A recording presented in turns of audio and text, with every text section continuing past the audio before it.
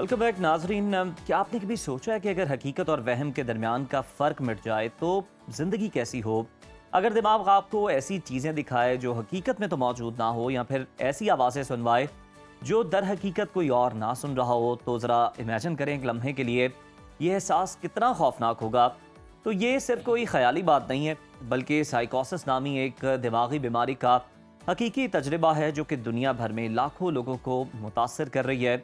मगर हमारे माशरे के अंदर इसे या तो मुकम्मल समझा नहीं जाता या फिर इस पर खुलकर बात ही नहीं की जाती। और अफसोस की बात यह है कि मुनासिब आगाही ना होने की वजह से कुछ लोग समझते हैं कि साइकोसिस के शिकार अफराद ख़तरनाक होते हैं, जबकि कुछ ये भी समझते हैं कि इन पे आसेब और जिन्नात का साया होता है। आज के इस मेंटल हेल्थ सेगमेंट में हम ख़ुसूसन इस पर तफसीलन गुफ्तगू करेंगे, बात करेंगे कि साइकोसिस की इकसाम क्या हैं, अलामात क्या हैं, तशख़ीस क्या है, और इसको इन डिटेल जानने की कोशिश करेंगे। इस वक्त हमारे साथ मौजूद हैं साइकाइट्रिस्ट डॉक्टर उसामा बिन ज़ुबैर साहब। बहुत शुक्रिया डॉक्टर साहब आपके वक्त का।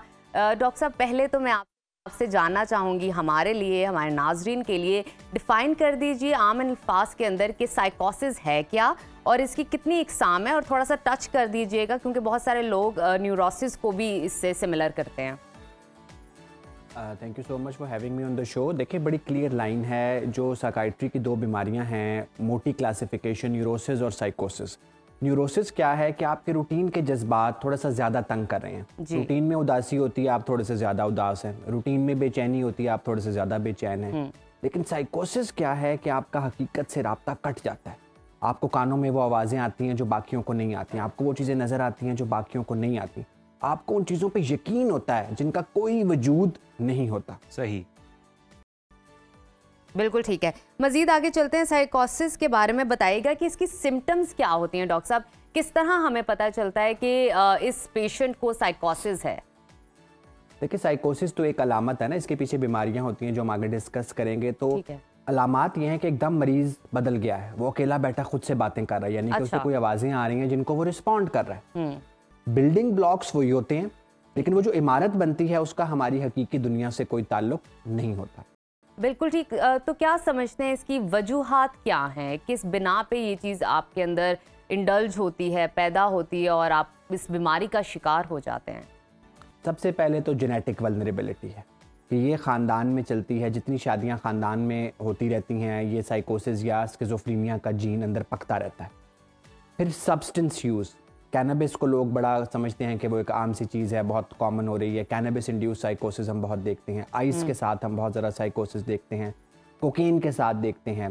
तो जेनेटिक, ड्रग अब्यूज़, फिर आगे छोटे छोटे फैक्टर हैं, जिस तरह माइग्रेशन भी आपको प्रीडिस्पोज करती है। आजकल इतने लोग हिजरत कर रहे हैं, उनका भी चांस बढ़ता है। शहरों में रहने वालों में ये बीमारी गाँव में रहने वालों से ज़्यादा होती है। डॉक्टर साहब, ये भी ज़रा बता दीजिएगा कि साइकोसिस की सबसे आम अलामात क्या हैं? मरीज़ की रोज़मर्रा ज़िंदगी पर क्या असर पड़ता है इसका? देखिए, हम तो बीमारी, नफ्सियाती बीमारी मानते ही उसको है ना कि आपकी ज़िंदगी रुक गई है। तो आप सोचें कि आप आज बैठ के यहाँ मुझसे बात कर रहे हैं, थोड़ी देर बाद आपको यकीन हो जाए कि मैं कैमरे से निकल आऊँगा और आपको दबोच लूँगा, तो आपकी क्या हालत होगी? आप किस खौफ में होंगे? और आप कहेंगे कि मैं यहाँ से भाग जाऊँ प्रोग्राम छोड़ के, और भाग के फिर आप सारी कोशिश करेंगे कि मुझे नुकसान पहुँचाएँ, क्योंकि आपको यकीन है कि मैं आपको नुकसान पहुँचाऊँगा। तो देखिए, ये जो ताने बाने बनते रहते हैं ना दिमाग में, फिर इसका असर रिस्क पे आता है। मरीज खुद को नुकसान पहुंचा सकता है, किसी को नुकसान पहुंचा सकता है, निगलेक्ट आ जाता है, वो अपना ख्याल रखना छोड़ देता है, डिसहेबल्ड हो जाता है, कमरे से बाहर निकलना छोड़ देता है। मुझे यकीन है कि मैं निकलूंगा तो मुझे कोई मार देगा, कमरे तक महदूद हो जाता है। और बहुत सी दफ़ा जो आवाज़ें आती हैं वो कोई काम करने का हुक्म भी दे सकती हैं, जो कि अगेन ख़तरनाक हो सकता है।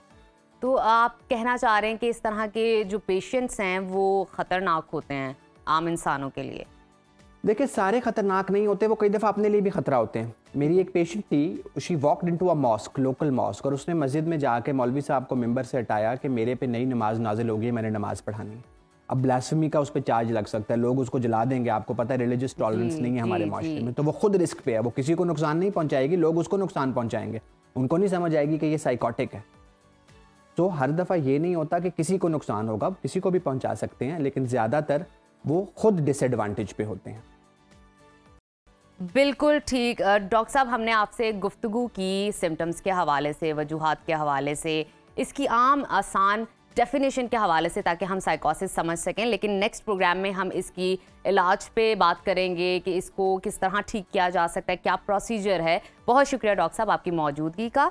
और हमारा था सेगमेंट मेंटल हेल्थ पे, जिसमें हमने आपको आगाही दी कि ऐसी कौन सी डिजीज़ हैं जो वैसे तो नॉर्मल नज़र आती हैं लेकिन किसी भी इंसान को हो सकती है, वो उसके लिए भी और दूसरों के लिए भी ख़तरनाक साबित हो सकती हैं।